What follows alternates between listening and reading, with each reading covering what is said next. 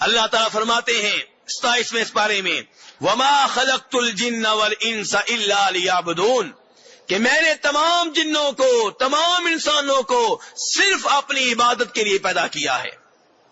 میرے بھائیوں، کس نے پیدا کیا؟ اللہ نے۔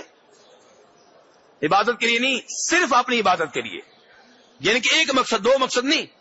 اللہ کہہ رہے ہیں اللہ کہ میں نے تمام جنوں کو تمام انسانوں کو صرف اپنی عبادت کے لیے پیدا کیا ہے۔ قرآن بالکل واضح ہے، سورہ ذاریات ہے، 27واں سپارہ ہے، اور لوگ کہتے ہیں کہ نہیں، اللہ نے کائنات بسائی ہے اپنے محبوب کی خاطر۔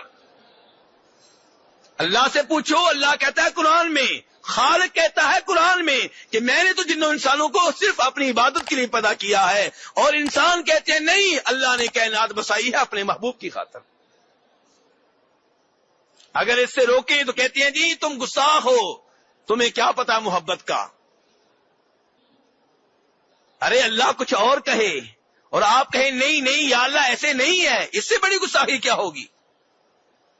27واں پارہ کھول لیں میرے بھائیوں، قرآن پاک آپ کے ہاتھوں میں ہے، آپ کے گھر میں ہے، آپ کی مسجد میں ہے، جس میں اللہ صاف صاف کہہ رہے ہیں کہ میں نے تمام جنوں کو تمام انسانوں کو صرف اپنی عبادت کے لیے پیدا کیا ہے۔ اور اگر آپ آسمانوں کی طرف نکلیں کہ آسمان کیوں پیدا کیے، زمینیں کیوں پیدا کی، تو اس کا جواب بھی قرآن پاک میں موجود ہے۔ پہلے 27واں سپارہ تھا، اب حوالہ 28ویں سپارے کا ہے۔ پہلے سورہ ذاریات تھی، اب سورہ طلاق ہے۔ اللہ کہتے ہیں اللہ الذی خلق 7 سماوات ومن الارض مثلہن یتنزل الامر بینہن لتعلموا ان اللہ علی کل شیء قدیر وان اللہ قد احاط بکل شیء علما۔ لوگ کہتے ہیں اللہ نے کائنات بسائی ہے اپنے محبوب کی خاطر۔ اللہ سے پوچھتے ہیں یا اللہ تو نے کیوں بسائی ہے؟ یا اللہ تو نے 7 آسمان کیوں بنائے ہیں؟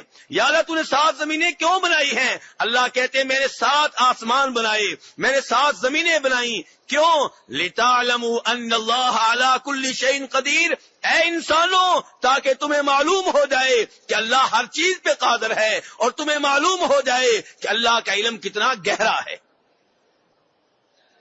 اللہ کی قدرت کے بارے میں جاننا، اللہ کے علم کے بارے میں معلومات لینا، اللہ کی ذات کی معرفت حاصل کرنا، یہ بھی اللہ کی عبادت ہے۔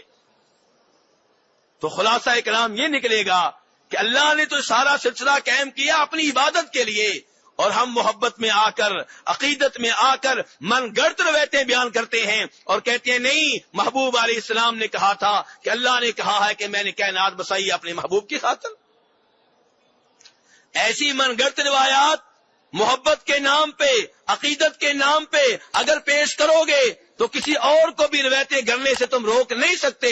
تم نے یہ روایت گڑی، دوسروں نے ایک اور روایت گڑ لی، انہوں نے کہا ٹھیک ہے تھوڑا سا آگے بڑھیے، کہ اللہ کہتے ہیں کہ اے محبوب میں نے یہ کائنات بسائی ہے آپ کی خاطر، اور آپ کو پیدا کیا ہے علی کی خاطر، اور علی کو پیدا کیا تھا فاطمہ کی خاطر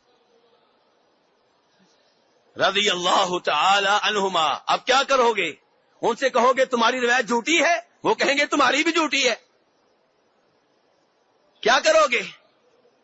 اگر یہ کہو گے نہیں جی جو مرضی بیان کرو، تو کہیں گے ٹھیک ہے ہم بھی جو مرضی بیان کریں۔ میرے بھائیو، نبی علیہ الصلوۃ والسلام کی طرف کوئی روایت منسوب کرنے سے پہلے 1000 بار سوچ لینا چاہیے کہ یہ روایت کس کتاب میں آئی ہے، حدیث کا نمبر کون سا ہے، بخاری شریف کی ہے کہ مسلم شریف کی ہے۔ بخاری مسلم کی تمام روایات صحیح ہیں، اگر کسی اور کتاب کی ہے تو پہلے چیک کرنا پڑے گا صحیح ہے کہ ضعیف ہے۔ تو میرے بھائیوں، کہنے کا مقصد یہ ہے کہ اس آیت میں سورہ ذاریات میں اللہ نے بتا دیا کہ جنوں انسانوں کی تخلیق کا مقصد اللہ کی عبادت ہے۔